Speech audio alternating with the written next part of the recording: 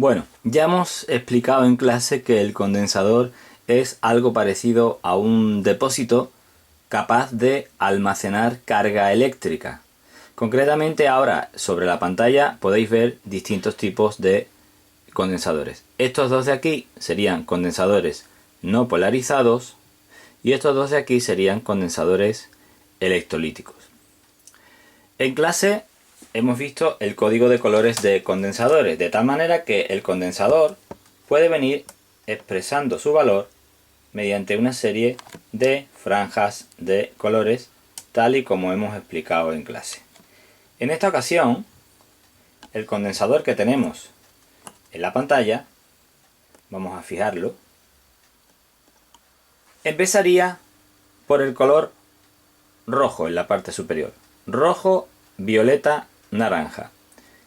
Nosotros vamos a utilizar el mismo código de colores que utilizamos con resistencia, solo que el valor vendrá expresado en picofaradios, de tal manera que el primer color rojo sería 2, violeta sería 7 y naranja correspondería a 3 ceros.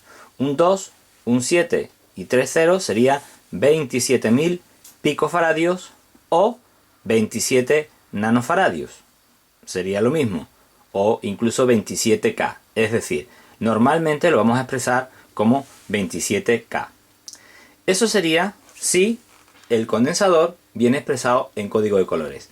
Actualmente, la mayoría de los fabricantes pueden indicar el valor directamente sobre el valor del componente, o sobre el cuerpo del componente, perdón. De tal forma que si acercamos la imagen, vamos a ver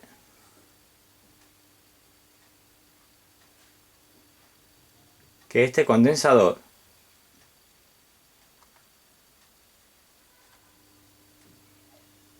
tiene un valor de 15K y soporta 400 voltios. ¿Veis? No es necesario indicarlo entonces mediante el código de colores. Por otro lado, los condensadores electrolíticos, vamos a centrarnos, vamos a quitar estos y vamos a ver primero este, el naranjita. De tal manera que podemos ver cómo el fabricante nos indica su valor en microfaradios y nos indica que es un condensador de, vamos a intentar que no desenfoque, 470 microfaradios y 40 voltios de tensión. Tendríamos que saber ahora cuál es el terminal positivo y cuál es el terminal negativo. Hemos dicho en clase que el terminal más largo siempre será el positivo. Veis que si el condensador es nuevo, como este que tenemos aquí en la mano, efectivamente hay un terminal que sería este de aquí, que sería el terminal positivo. Pero es que además el fabricante lo está indicando mediante una serie de signos positivos. Puede suceder que tengamos condensadores como este, en los que el fabricante, fijaros, de nuevo, un terminal más largo que otro, el de la izquierda sería el positivo, el de la derecha el el de la izquierda sí, el positivo y el de la derecha el negativo, y en esta ocasión el fabricante lo que hace es indicar, mediante una serie de signos menos incluidos en una flecha, cuál es el terminal negativo. Hay que indicar que es muy importante en el caso de los condensadores electrolíticos respetar la polaridad indicada por el fabricante, ya que de lo contrario podríamos destruir el condensador. Por último, antes de pasar a lo que sería realmente la explicación de la parte práctica, fijaros que el tamaño de los condensadores puede ser distinto. Normalmente el tamaño del condensador va a guardar relación con su valor de capacidad y con el valor de la tensión máxima que es capaz de soportar. De tal forma que podemos encontrar condensadores como este que tengo aquí ahora en la mano, que si observáis tiene un valor de 330 microfaradios y soporta hasta 400 voltios de tensión. El que voy a poner aquí ahora también es de 330 microfaradios y observar la diferencia de tamaño. Claro, ¿qué ocurre? Que este condensador, como se puede ver, si somos capaces de ver el valor que nos indica el fabricante, nos está indicando un valor, giramos, de 330 microfaradios, fijaros, 330 microfaradios, pero solo soporta 25 voltios de tensión, frente a este otro que, como hemos dicho, soporta una tensión de hasta 400 voltios. Pues bien, resumiendo, tenemos condensadores polarizados y no polarizados. Los polarizados serían los condensadores electrolíticos, y ahí sí tenemos que tener mucho cuidado con el terminal positivo y el terminal negativo. En el caso de los no polarizados, que serían estos de aquí, pues nos da igual, es indistinto colocarlo en un sentido o en otro. Ahora vamos a explicar cómo se realiza la parte práctica del montaje.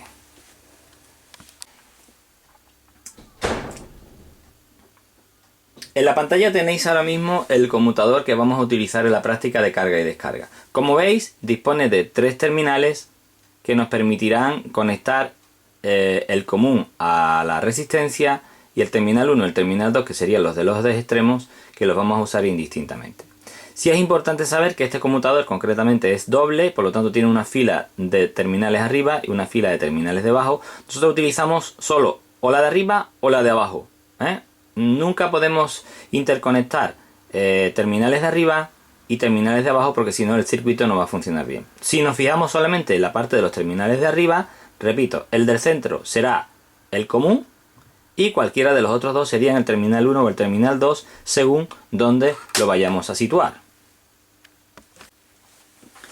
Para terminar la explicación podéis ver un esquema de montaje real, en el cual veis la parte del conmutador, este terminal de aquí, que será donde coloquemos la pinza positiva de la fuente de alimentación, el terminal del centro, que es el común, unido al extremo este de aquí de la resistencia a su vez unida al positivo del condensador, y el negativo, que en esta ocasión es este, tal y como aparece en la carátula del componente, unido con el terminal al que vamos a poner el negativo de la fuente y unido con el terminal 2 del conmutador, que sería este.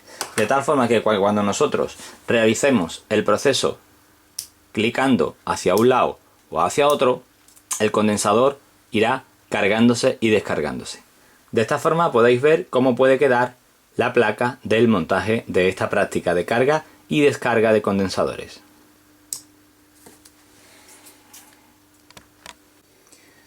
Como veis, este sería el circuito para comprobar la carga y descarga del condensador. Disponemos de una fuente de alimentación, el conmutador, la resistencia, el condensador. Utilizaremos un voltímetro a la hora de medir la tensión en el condensador y utilizaremos un amperímetro que nos mida la corriente que circula tanto en la carga como en la descarga. En la posición 1, el conmutador hace que todo el circuito quede conectado a la fuente, por lo tanto vamos a poder cargar nuestro condensador en el sentido que indica esta flecha de intensidad de carga. Si en un momento determinado damos al conmutador a la posición 2, se establecerá el proceso de descarga. Como veis, ahora ya tenemos el conmutador en la posición 2, de tal manera que la fuente deja de estar conectada. El condensador había almacenado una energía que ahora devolverá a la resistencia, produciéndose una intensidad en la descarga que será de signo contrario al expresado anteriormente en la carga. Por último, aquí tenéis la curva de descarga de la tensión en el condensador, en la cual podemos ver cómo la tensión empieza en un valor muy elevado, el máximo, el de la tensión total a la que se ha cargado, desciende de manera muy rápida y poco a poco va disminuyendo este valor hasta que al cabo de 5 veces tau habrá alcanzado el valor 0 voltios. El valor de la intensidad sería idéntico al de la intensidad en carga, solo que en este caso con valores negativos.